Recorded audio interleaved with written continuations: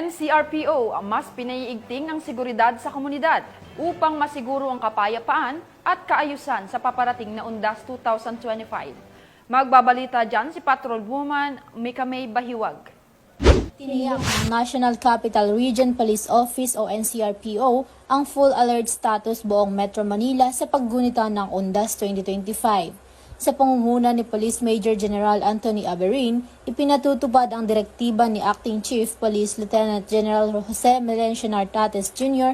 para matiyak ang kaligtasan at kaayusan ng publiko, lalo na sa mga dadalaw sa sementeryo, simbahan at mga terminal.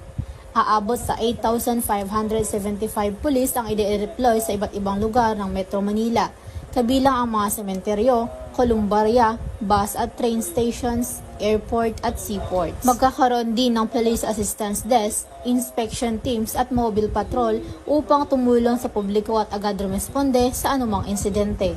Ayon kay Police Major General Aberin, ang kanilang paghahanda ay nakasentro sa anticipation, coordination at compassion. Kahit may sabayang rally, tiniyak ng NCRPO na mananatiling payapa at maayos ang sitwasyon habang nirerespeto ang karapatan ng bawat mamamayan. Kasabay nito, ipinatutupad ng NCRPO ang mga hakbang mula sa PNP Focus Agenda upang mapanatili ang balanse sa publiko at safety at crowd management ngayong Undas 2025.